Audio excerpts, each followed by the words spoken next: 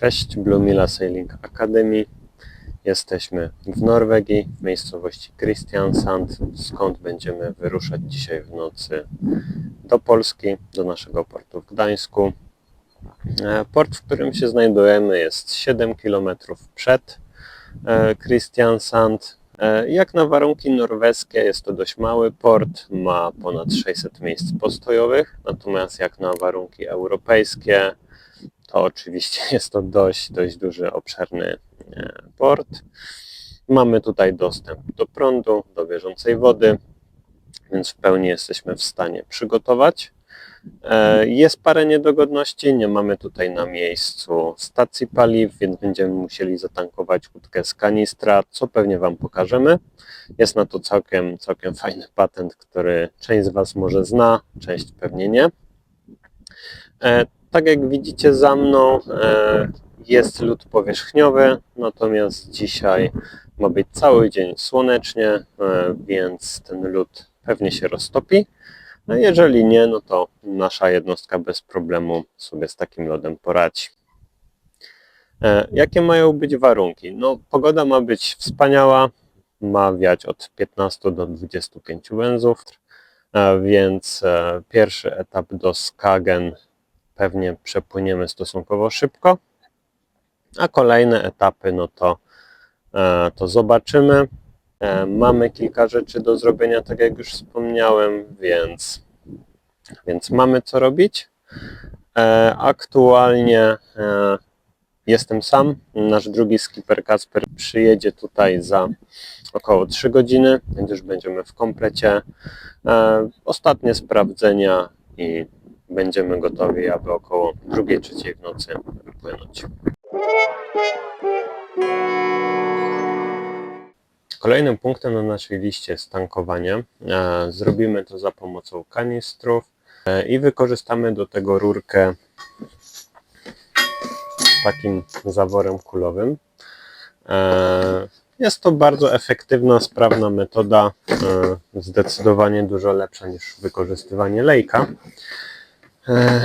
I aby zatankować na jachtach, to oczywiście musimy, tu sobie może otworzymy, mieć więcej miejsca.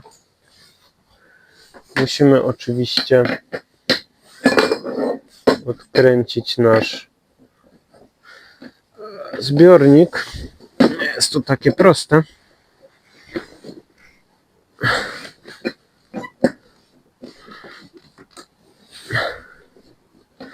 Ze względu na to, że nie mamy tu za dużo miejsca, ale myślę, że sobie poradzimy. Odkręcimy to? Nie, dalej nie. Jeszcze nie pójdzie ręką.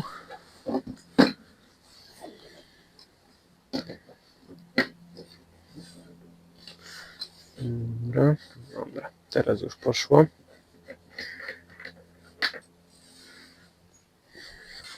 I to jest oczywiście ważne, żeby tego nie upuścić, bo jak to upuścimy, to będzie duży problem. I na czym ta metoda polega? Jeden koniec rurki. Akurat tutaj mamy dość sztywną rurkę, ale to nic, myślę, że sobie poradzimy.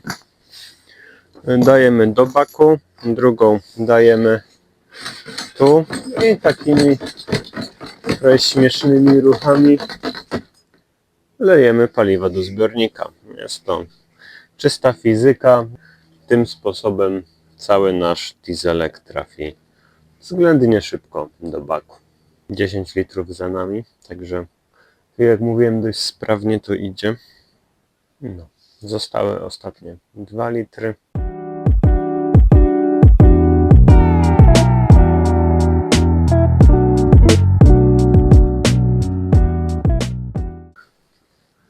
No tak, praktycznie już nie mamy co tankować. Ok. I 20 litrów zatankowane. Teraz bardzo ostrożnie wyciągamy rurę.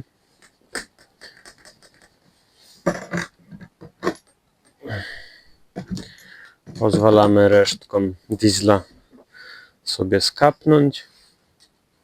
I ostrożnie, żeby nie zgubić korka, wkręcamy ręcznie, tak żeby już gwint nam chwycił i dociągamy korbą.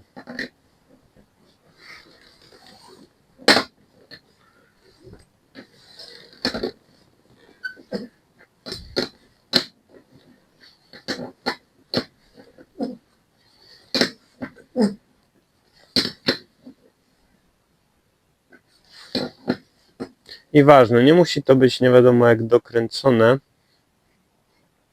Chodzi o to, żeby było szczelne, ale żeby przypadkiem nie rozwalić gwintu, bo jak się rozwali gwint, no to wtedy trzeba wymieniać cały ten wlew, a to już jest dużo bardziej skomplikowana zabawa. Także kolejny punkt z naszej listy odhaczony.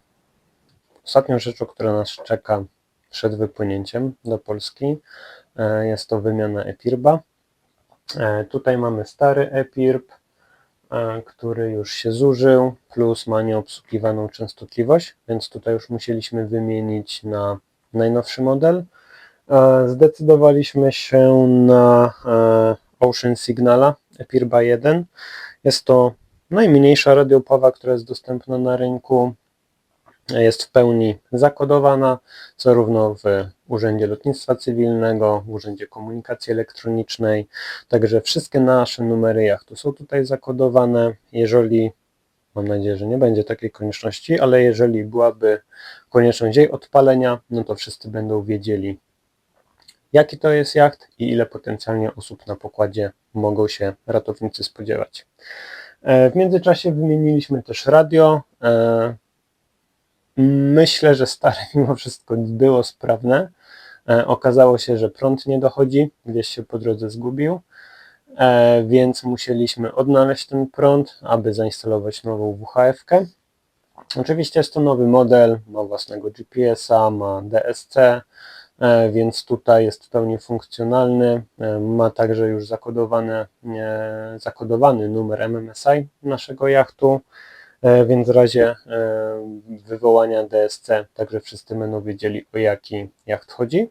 Natomiast jako ciekawostkę pokażę Wam stare radio, bo uważam, że to jest najbardziej interesujące radio, jakie widziałem w życiu. Jest to taka cegła. Jest to, myślę, że spokojnie z lat 90. radio i obsługiwane jest przez taką słuchawkę. Więc jak trzeba było wywoływać kogoś, no to tutaj się przyciskało przycisk i się wywoływało, więc radio samo w sobie jest mega cool. Przetestuję, jak dotrzemy do Polski. Wydaje mi się, że ono działało, po prostu zgubił się prąd. Niemniej mamy nowe, które mam nadzieję też posłuży wiele, wiele lat.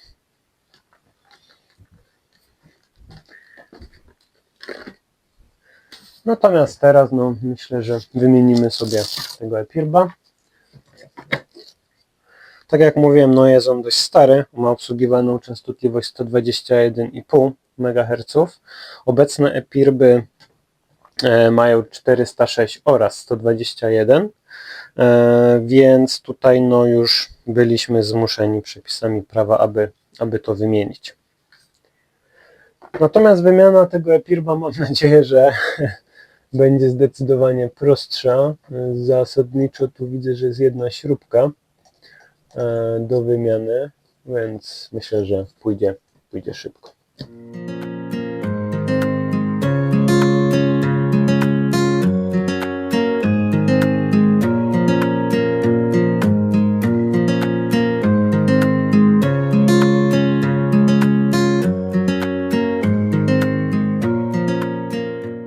Dobra, zanim przekręcimy na więcej śrubek, to musimy zobaczyć, czy on w ogóle tutaj wejdzie w stare miejsce. Nie chcemy, żeby... idealnie, żeby tutaj antena jakkolwiek była zaginana. Także idealnie się tutaj mieści. Zasłonka nie przeszkadza, więc przykręcamy ostatnie dwie śrubki.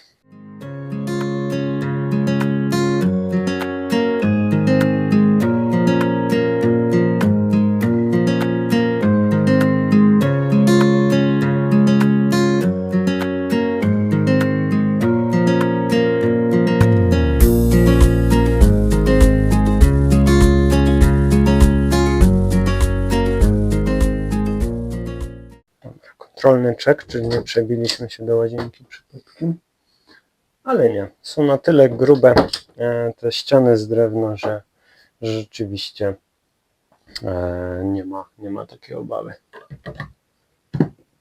Dobra, ePIRB zainstalowany, także kolejne zadanie odhaczone. Cześć, jest 3:25, właśnie wyruszamy z Kristiansand przy sterze, sternik Kacper, także czeka nas 20 godzin do Skagen. Pogoda jest jaka jest ciepło, natomiast jest mgła i praktycznie zero wiatru, także zobaczymy. Na razie jedziemy sobie 4,5 węzła na silniku, pomalutku, na spokojnie. Co będzie dalej, to zobaczymy.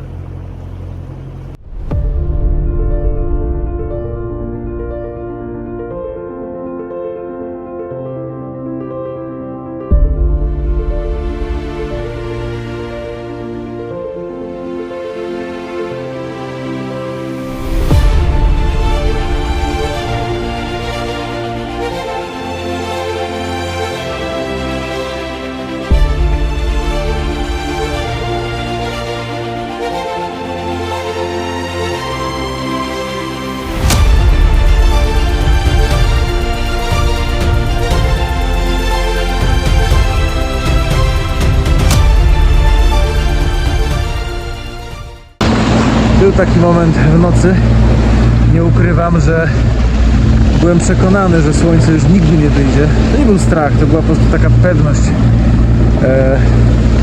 że słońce zgasło, ono już nigdy nie będzie już słońca. No ale oczywiście słońce wyszło i mamy kolejny piękny dzień. Pogoda się zapowiada taka, że no są dwie opcje. Albo będziemy płynąć w takim pasie mgły, który się będzie przesuwał praktycznie aż do Skagen, bo dopiero na wschód od Skagen ma być ładniejsza pogoda. Teraz jest w sumie. Albo ten wiatr to rozwieje i ma jednocześnie się poprawić widzialność do 6 km. Jak będzie, zobaczymy.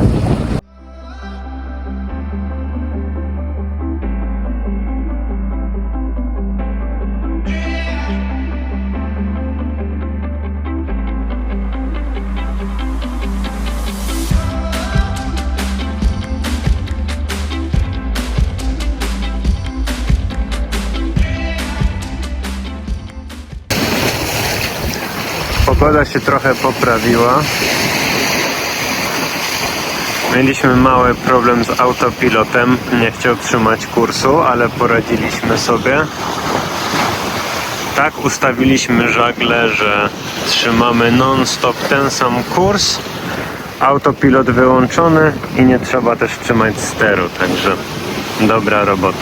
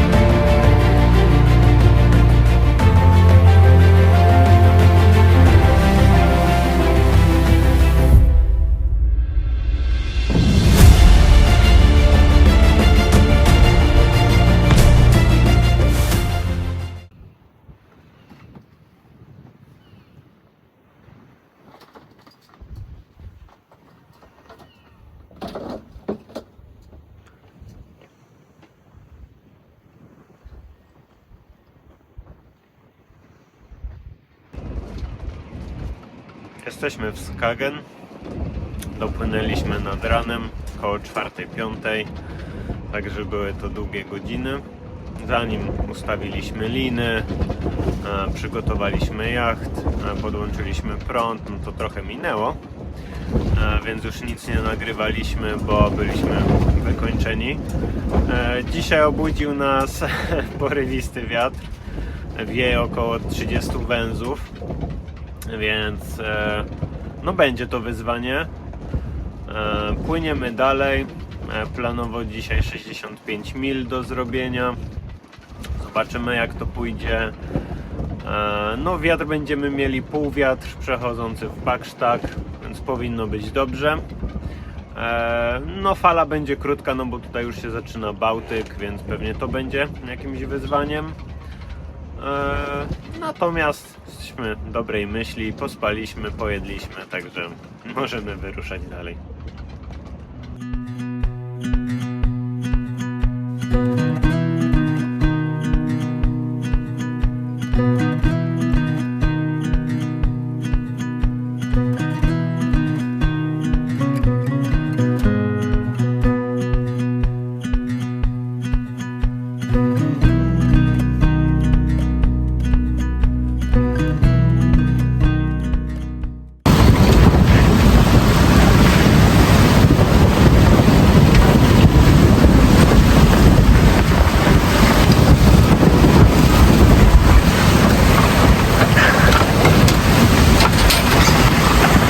No, nie ryzykuj, Kasperos.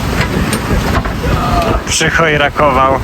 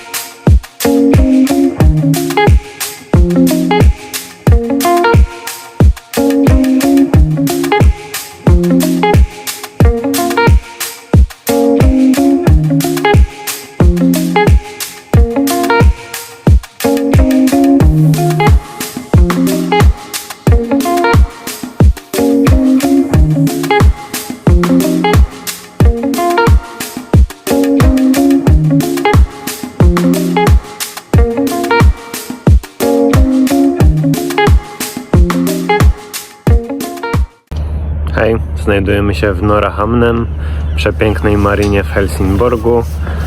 Wpłynęliśmy wczoraj wieczorem, około 23:30. Zacumowaliśmy naszą łódkę i tak sobie stoimy. Wczoraj nic nie nagrywaliśmy ze względu na to, że przybyliśmy do Varberga. Przy czym ta marina była przepięknie rozświetlona na wejściu, niczym Las Vegas na pustyni, ale w środku panowała zupełna ciemność, także jakbym wkleił wam teraz czarny kadr, no to my widzieliśmy zupełnie tyle samo wczoraj.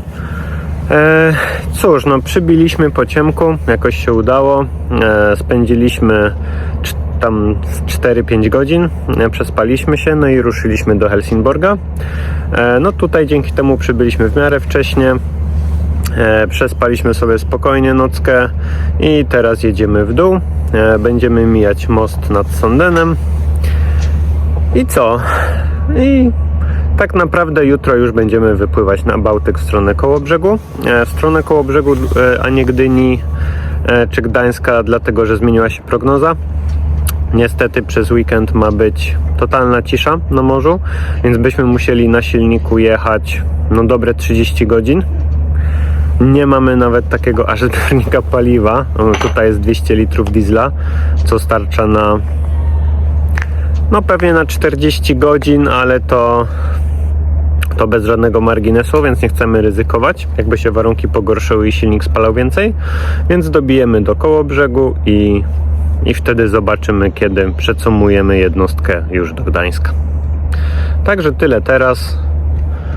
Marina jest przepiękna, trochę przypomina Gdańsk. Też tu jest miasto tuż nad mariną, także bardzo, bardzo dobrze to wygląda. Cóż, tyle z tej strony. Znajdujemy się w łazience w marinie w Helsingborgu. Z ciekawostek wam powiem, że jest jedna sauna, zarówno dla kobiet i mężczyzn. Oczywiście w cenie mariny.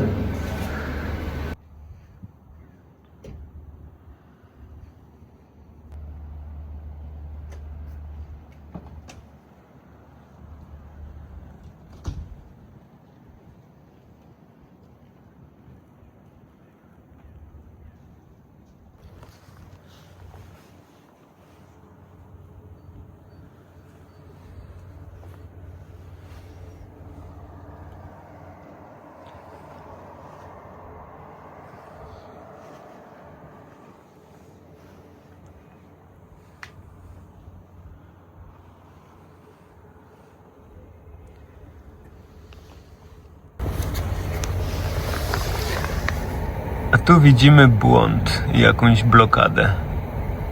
Także nie mamy pieniędzy, nie mamy diesla, obsługa nie wie, co się stało. No i tak sobie stoimy ładnie zacumowani. Jakiś komentarz, kapitanie Kacprze? Ja już nie mam żadnych oczekiwań. Tak, co może pójść źle, to pójdzie. Wiemy to wszyscy. Ale możemy jeszcze popodziwiać widoczki. Bardzo ładne miasto. Także cóż, czekamy.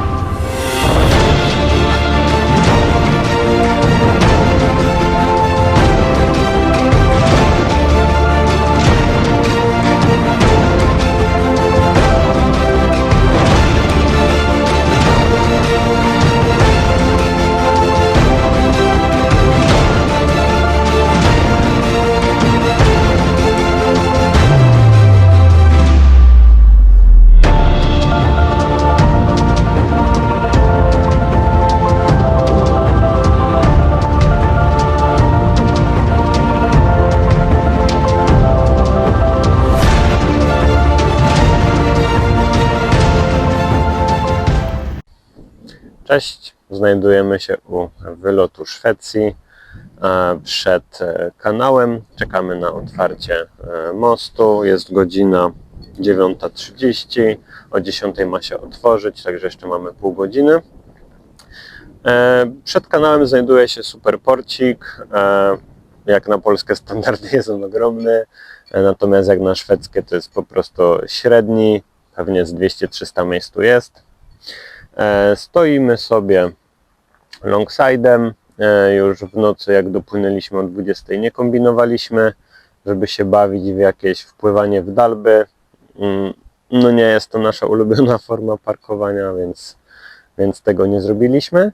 Z ciekawostek są tutaj takie nieoznaczone bloki betonowe, których oczywiście w nocy nie widzieliśmy. Zaraz Wam pokażę. Więc jak szliśmy w stronę głównego budynku mariny, no to trochę się przeraziliśmy. No i tak jak mówiłem, są takie bloki skalne, których nie było widać. Tam w oddali możecie zobaczyć mostek, który ma się otworzyć. I tu było ciemno, światło jakie jedyne było, bo księżyc niestety też wczoraj już znikł. Więc jedyne światło, o tutaj stoimy my z naszą łódeczką. Więc no, nie jest to daleka odległość od tego bloku skalnego, więc byłoby słabo, jakbyśmy w niego przywalili, no ale na szczęście nie. Prąd tutaj jest silny, widać pewnie po zafalowaniu jego kierunku i dopycha nasz dziób. Stoimy tak krzywo nie dlatego, że nie umiemy stanąć prosto, tylko dlatego, że rzeczywiście cały czas nas spycha dziób do kei. Co widać też po odbijaczach, które no miały ciężką noc. No ale cóż, czekamy pół godziny i przez ten kanał będziemy już wypływać na Bałtyk w stronę Kołobrzegu. Niestety nie Gdańska, bardzo nad tym ubolewam.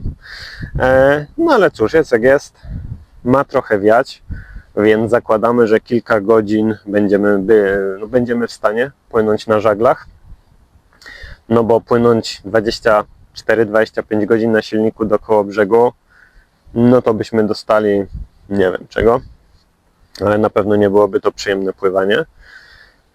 Więc cóż, czekamy na otwarcie, wypływamy, rozkładamy żagle i zobaczymy. A przebitki jak zwykle Wam pokażemy z naszej przeprawy.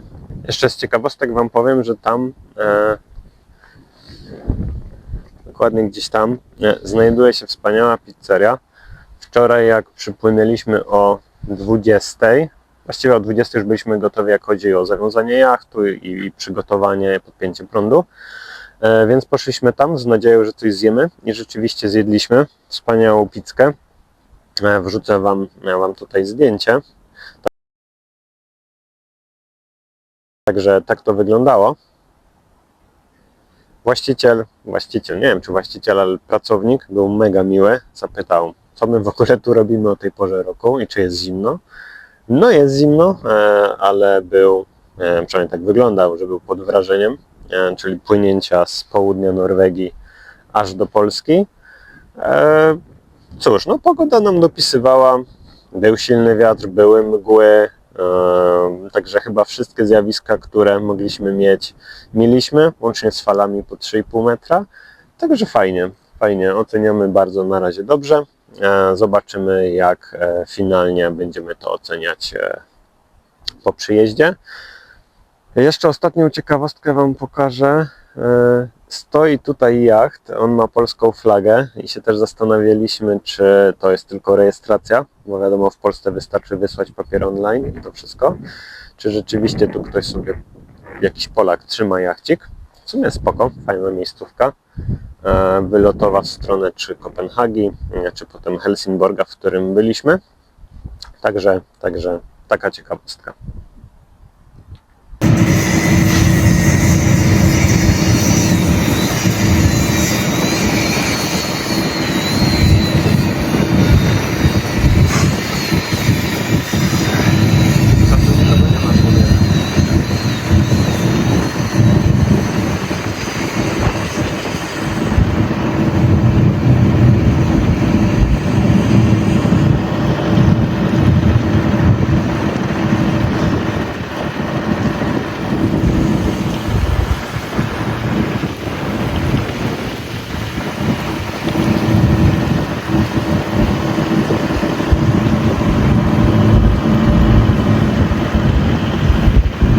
Udało się.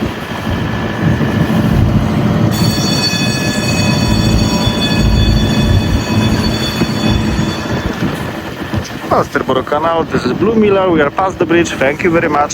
Skarstverie. No problem. Have a nice trip.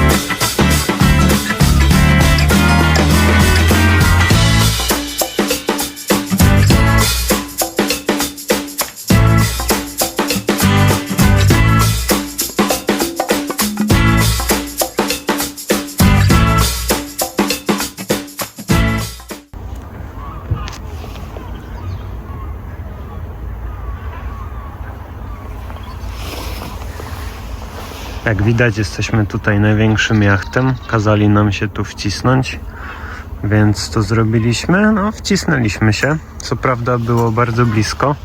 Do tej motorówki mieliśmy może z pół metra. Jak się obracaliśmy do tej motorówki, też mieliśmy z pół metra. No ale finalnie się tu wkomponowaliśmy.